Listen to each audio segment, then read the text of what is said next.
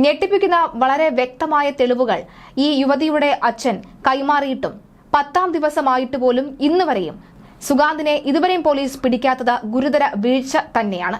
പ്രധാന മാധ്യമ ചാനലുകളിൽ നിന്നുമൊക്കെ തന്നെ ഈ വാർത്ത ഇപ്പോൾ വലിയ രീതിയിൽ അപ്ഡേറ്റ് ചെയ്യാത്ത സാഹചര്യത്തിൽ കൂടിയാണോ പോലീസ് ഈ ഒരു സാഹചര്യത്തിൽ അല്ലെങ്കിൽ ഇത്തരത്തിൽ തണുപ്പം മട്ട പ്രതികരിക്കുന്നത് എന്നാണ് ഏറ്റവും ഒടുവിൽ ചോദിക്കുന്ന ചോദ്യം. ഇനി പോസ്റ്റ്മോർട്ടം റിപ്പോർട്ട് എന്ന് കയ്യിൽ കിട്ടുമോ ആ നിമിഷം തന്നെ DGP നേരിൽ കണ്ട പരാതി നൽകാൻ തന്നെയാണ് കുടുംബത്തിന്റെ തീരുമാനം. ഒരച്ഛൻ കാണാൻ ഒട്ടും ആഗ്രഹിക്കാത്ത ഒരു സാഹചര്യത്തിൽ നിന്നുകൊണ്ട് മനസ്സിനെ കല്ലാക്കിക്കൊണ്ട് അച്ഛൻ ഒരു നിയമ പോരാട്ടത്തിനിറങ്ങുമ്പോൾ നിയമ സംവിധാനത്തെ വിശ്വസിച്ചുകൊണ്ട് മാത്രമാണ് പോരാട്ടത്തിനായി ഇറങ്ങുന്നത്. അപ്പോഴും ഈ 10 ദിവസം പിന്നിടുമ്പോഴും 3 പേർ സുഗാന്തും സുഗാന്തിന്റെ അമ്മയും അച്ഛനും ഒളിത്താവളത്തിൽ ഒളിഞ്ഞിരിക്കാൻ തുടങ്ങിയിട്ട് ദിവസങ്ങളേറെയായി.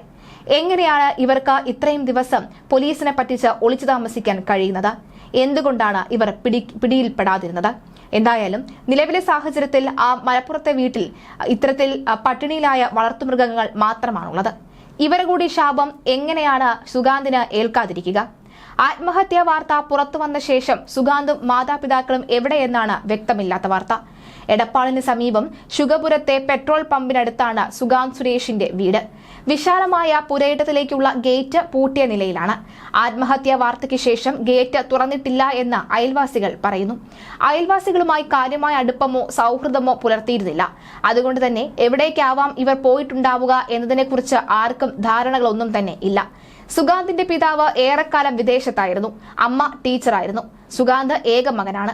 മികച്ച സാമ്പത്തിക നിലയിലുള്ള കുടുംബത്തിന്റെ വിവിധ ഇടങ്ങളിലായി ഭൂമിയും മറ്റും സ്വന്തമായി തന്നെ ഉണ്ട്. അയൽവാസികളാണ് ഈ വിവരങ്ങൾ പങ്കുവച്ചത്. സുഗാന്തിന്റെ പിതാവ് ഇടക്കാലത്ത് റിയൽ എസ്റ്റേറ്റ് ബിസിനസ്സും നടത്തിയിരുന്നു. വീട്ടുവളപ്പിൽ നിന്ന് പശുക്കളുടെ വലിയ കരച്ചിൽ കേട്ട് അവയ്ക്ക് തീറ്റ കൊടുക്കാൻ അയൽവാസികൾ ശ്രമിച്ചുവെങ്കിലും മതിലിനുള്ളിൽ കയറാൻ കഴിഞ്ഞിരുന്നില്ല. തൊഴുത്തിൽ 8 പശുക്കളാണ് ഉള്ളത്. റോഡ് വീലർ ഇനത്തിൽപ്പെട്ട വളർത്തുനായയുമുണ്ട്. മാത്രമല്ല ഒരു ചെറിയ കൂട് നിറയെ കോഴികൾ എന്നിവയും വീട്ടുവളപ്പിലുണ്ട്. പുരയിടത്തിന്റെ അതിരിലെ ഇടുക്കുവഴിയിലൂടെ കടന്നുകയറി അയൽവാസികളായ അലി, ഇബ്രാഹിം, ഷാഫി തുടങ്ങിയവർ പശുക്കൾക്ക് വൈക്കോലും വെള്ളവും നായകൾക്ക് ചോറും മറ്റും നൽകി. എന്നാൽ പോലീസ് എത്തി വീട്ടുകാരെ കുറിച്ച് അന്വേഷിച്ചതോടുകൂടി അയൽവാസികൾ ആശങ്കയിലുമായി. വലിയ അടുപ്പമൊന്നുമില്ലാത്ത കുടുംബത്തെക്കുറിച്ച് ഒന്നും പറയാൻ തൽക്കാലം അയൽവാസികൾക്ക് കഴിഞ്ഞില്ല. ഭക്ഷണവും വെള്ളവും കിട്ടാത്ത വളർത്തുമൃഗങ്ങൾ ചത്തൊടുങ്ങുമെന്ന ആശങ്കയോടുകൂടിയാണ് ഗ്രാമപഞ്ചായത്ത് അംഗം ES സുകുമാരനെ അറിയിക്കുകയും ചെയ്തത്. അദ്ദേഹം എത്തി നായയ്ക്ക് തീറ്റയും പശുക്കൾക്ക് കാലിത്തീറ്റയും മറ്റു സാധനങ്ങളും വാങ്ങി നൽകി. ഈ മിണ്ടാപ്രാണികളുടെ ശാപം കൂടി ഇനി ആ സുഗാന്തിനുണ്ടാകും. ഓടിയാൽ മുഴിക്കില്ല എന്നൊരു പഴഞ്ചൊല്ലുണ്ട്. ഒരുപക്ഷെ അത് അങ്ങനെ തന്നെയായിരിക്കാം. ഈ യുവതി ഏതായാലും തന്റെ ഇഷ്ടത്തിനാണ് ഈ യുവാവിനോടൊപ്പം പോയത്. പക്ഷെ അപ്പോഴും ഒരച്ഛൻ ഒരിക്കലും കാണാനോ കേൾക്കാനോ പാടില്ലാത്ത റിപ്പോർട്ടുകളാണ് ആ പെൺകുട്ടിയുടെ ബാഗിൽ നിന്നും ലഭിച്ചത്.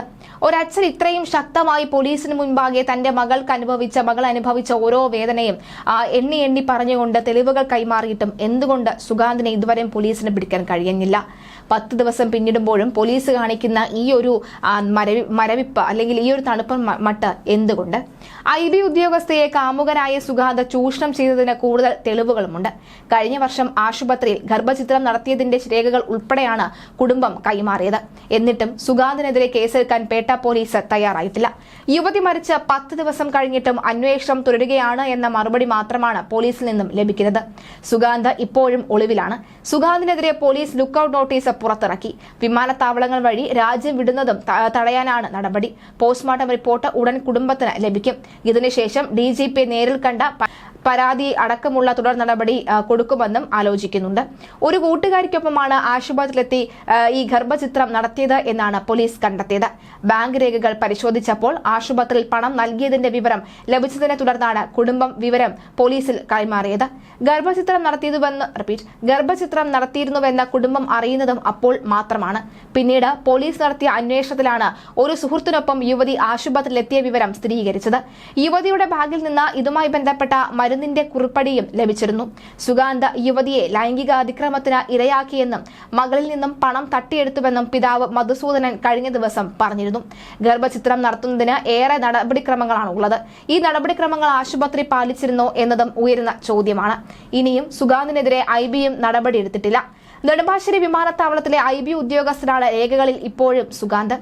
സുഗാന്തും ഈ പെൺകുട്ടിയും തമ്മിലുള്ള അടുപ്പം അറിഞ്ഞ മാതാപിതാക്കൾ വിവാഹം നടത്താൻ തയ്യാറാണ് എന്ന് അറിയിച്ചിരുന്നു.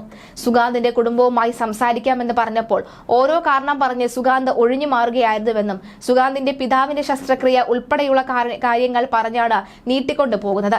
ഇതോടെ എന്തെങ്കിലും തീരുമാനമാകുന്നതുവരെ ബന്ധം തുടരുന്നതിനെ യുവതിയുടെ മാതാപിതാക്കൾ വിലക്കിയിരുന്നു. കുറച്ചുകൂടി സമയം വേണമെന്നാണ് യുവതി മാതാപിതാക്കളോട് ആവശ്യപ്പെട്ടിരിക്കുന്നത്. എന്നാൽ ഇതിനിടെ ഇരുവരും തമ്മിലുള്ള ബന്ധത്തിൽ വിള്ളൽ വീണതാകാം യുവതിയെ മരണത്തിലേക്ക് നയിച്ചത് എന്നാണ് കരുതുന്നത്. മരണ ദിവസം രാവിലെയും യുവതി അമ്മയുമായി ഫോണിൽ സംസാരിച്ചിരുന്നു. ഒരു തരത്തിലുള്ള പ്രശ്നങ്ങളും ഉള്ളതായി യുവതി പറഞ്ഞിരുന്നില്ല. സുഗാന്തിന് വേറെയും ബന്ധങ്ങളുണ്ടായിരുന്നു. കുംഭമേളയ്ക്ക് പോയി നോർത്ത് ഈസ്റ്റിലെ യുവതിയെ പീഡിപ്പിച്ചുവെന്ന വാർത്തയും ഇതിനെതിരെ വന്നു. തിരുവനന്തപുരത്തുകാരിയായ മറ്റൊരു പെൺകുട്ടിയും പ്രണയചതിയിൽ വീഴ്ത്തി പണവും മാനവും കവർന്നു എന്ന വാർത്തയും വരുന്നുണ്ട്. ഇതെല്ലാം കൂടി വായിക്കുമ്പോൾ സുഗാന്ത് ഒരു സൈക്കോ ആണെന്നാണ് പലരും പറയുന്നത്. മകൾക്ക് സമ്മാനിച്ച കാറ് കൊച്ചി ടോൾ പ്ലാസ കടന്ന മെസ്സേജ് വന്നപ്പോഴാണ് സഹപ്രവർത്തകരുമായുള്ള ബന്ധം പത്തനംതിട്ടയിലെ കുടുംബം അറിയുന്നത്. +1 കാലത്ത് തുടങ്ങിയ പരിശീലനമാണ് മകളെ IB ഉദ്യോഗസ്ഥയാക്കിയത് എന്നും അച്ഛൻ പറയുന്നു.